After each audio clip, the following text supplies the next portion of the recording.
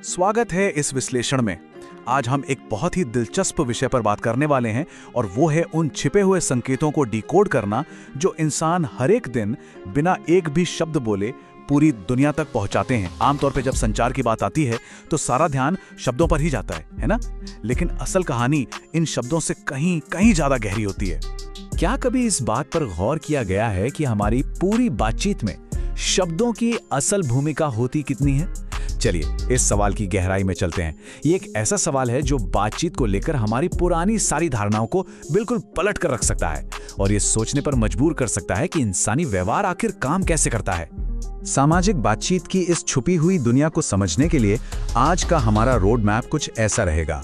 1. अनकहे शब्दों की ताकत। 2. संस्कृति, संदर्भ और संकेत समूह। 3.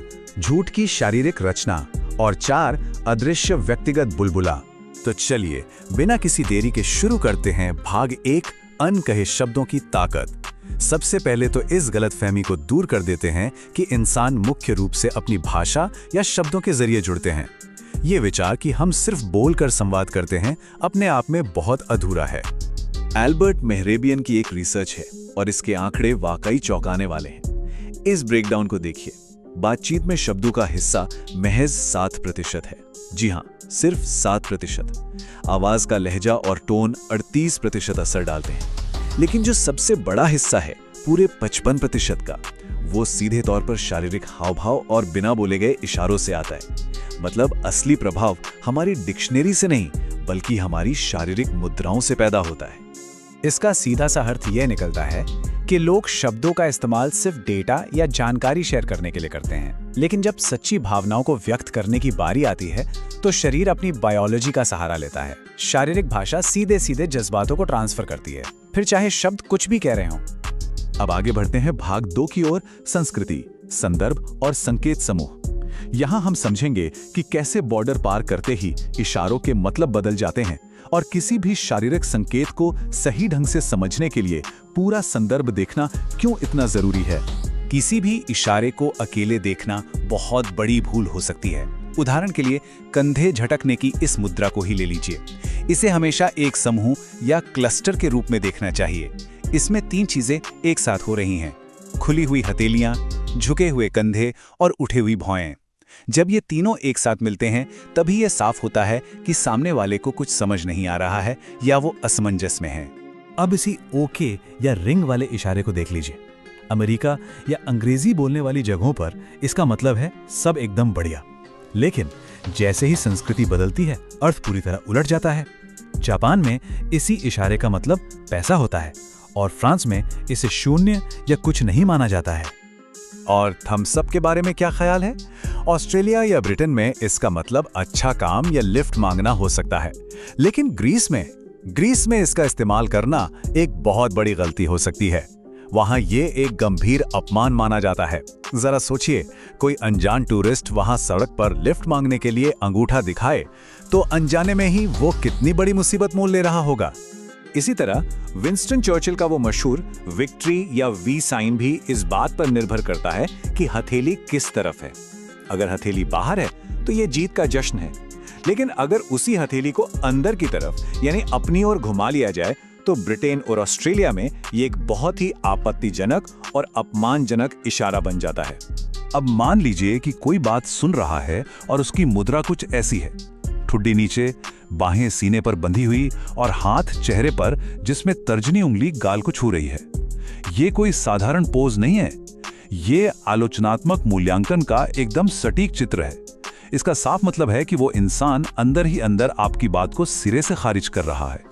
लेकिन एक बहुत ही अहम सवाल उठता है, क्या हो अगर बोले गए शब्द और शरीर के इशारे बिल्कुल अलग कहानी सुना रहे हों? ऐसी स्थिति में इंसानी दिमाग हमेशा, जी हाँ, लगभग हमेशा शारीरिक हाव भाव पर ही भरोसा करता है। जब बातों और इशारों में तालमेल नहीं होता तो अवचेतन रूप से शारीरिक भाषा को ही असली सच मान लिया जाता है। चलिए अब आते हैं भाग 3 पर, झूठ की शारीरिक रचना। अब हम धोखे के उन पर्दों को हटाएंगे और देखेंगे कि कैसे हमारा अपना शरीर कोई भी रहस्य छिपाने से साफ इनकार कर देता है, भले ही शब्द कितनी ही चालाकी से क्यों ना बोले जाएं। जब छोटे बच्चे कोई झूठ बोलते हैं तो उनका रिएक्शन एकदम साफ होता है। उनके दोनों हाथ झट से उनके मुंह को ढकने के लिए उड़ जाते हैं। ये बिल्कुल ऐसा है जैसे उनका दिमाग खुद उन झूठे शब्दों को बाहर निकलने से रोकने की कोशिश कर रहा हो। बहुत ही स्वाभाविक और एकदम स्पष्ट। उम्र बढ़ने के साथ यानी किशोरावस्था तक आते आते ये आदत थोड़ी सी स्मार्ट और परिष्कृत हो जाती है। अब पूरे मुंह को कसकर ढकने के बजाय ये चेहरे या होठों के पास सिर्फ एक हल्के से स्पर्श में बदल जाती है। झूठ को छिपाने की कला अब थोड़ी और सूक्ष्म हो गई है। लेकिन वयस्कों में ये पूरी प्रक्रिया एक अलग ही रूप ले लेती है। दिमाग तो अभी भी हाथ को झूठ रोकने का आदेश देता है, लेकिन एक वयस्क इंसान आखिरी पल में उस हाथ को मुंह से हटा लेता है और नतीजा ये सिर्फ नाक को छूने की एक बहुत ही मामूली सी मुद्रा बन जाती है। असल में ये उसी बचपन वाली मुंह ढकने की आदत का एक चालाक विकसित रूप ही है। सच तो ये है कि शारीरिक भाषा को लंबे समय तक नकली बनाए रखना नामुमकिन सा है, क्योंकि हमारा अवचेतन मन उस नर्वस एनर्जी को रोक ही नहीं पाता और वो छोटी छोटी हरकतों से बाहर आ जाती है। सिकुड़ती हुई पुतलियां, चेहरे का हल्का सा फड़कना, गालों का लाल पड़ जाना या एक ऐसी मुस्कान जो आंखों तक पहुंच ही नहीं रही है, ये वो छोटे छोटे अलार्म हैं जो किसी भी झूठ की पोल खोल कर रख देते हैं। अब हम अपने आखिरी हिस्से भाग 4 पर पहुंच गए हैं, अदृश्य व्यक्तिगत बुलबुला। चलिए अब चेहरे के भावों से थोड़ा पीछे हटते हैं और उस अदृश्य बाउंड्री को समझते हैं जिसे हम सब हर वक्त अपने चारों ओर लेके चलते हैं। जैसे शेर अपने इलाके की रक्षा करते हैं, बिल्कुल वैसे ही इंसानों के पास भी हवा का अपना एक पोर्टेबल बुलबुला होता है जो उन्हें सुरक्षित और आरामदायक महसूस कराता है। डॉक्टर एडवर्ड टी हॉल ने इसका गहराई से अध्ययन किया और इसे प्रॉक्सिमिक्स का नाम दिया, यानी वो विज्ञान जो बताता है कि लोग बातचीत करते समय आपस में कितनी दूरी बनाकर रखते हैं। इन 4 दूरियों को समझना बहुत जरूरी है। सबसे करीब होता है अंतरंग क्षेत्र यानी इंटीमेट जोन, जो सिर्फ परिवार या बहुत करीबियों के लिए होता है। फिर आता है व्यक्तिगत क्षेत्र जो पार्टियों या दोस्तों के बीच होता है। उसके बाद सामाजिक क्षेत्र जहां हम अजनबियों या नए सहकर्मियों से मिलते हैं। और आखिर में सार्वजनिक क्षेत्र जो किसी बड़ी भीड़ को संबोधित करने के काम आता है। इन दूरियों को देखकर ही किसी भी रिश्ते की गहराई का तुरंत अंदाजा लगाया जा सकता है। लेकिन क्या हो अगर कोई अजनबी जबरदस्ती उस सबसे करीबी अंतरंग क्षेत्र में घुसाए? तब शरीर का बायोलॉजिकल अलार्म बज उठता है। शरीर तुरंत फाइट और फ्लाइट यानी लड़ो या भागो मोड में आ जाता है। दिल की धड़कन तेज हो जाती है, एड्रेनलिन दौड़ने लगता है। यही वजह है कि सामाजिक मुलाकातों में सही दूरी बनाए रखना इतना ज्यादा मायने रखता है। इन सब बातों को जानने के बाद रोजमर्रा के बातचीत को देखने का नजरिया ही बदल जाता है ना? हर मुलाकात इंसानी जुड़ाव की एक दिलचस्प पहेली बन जाती है।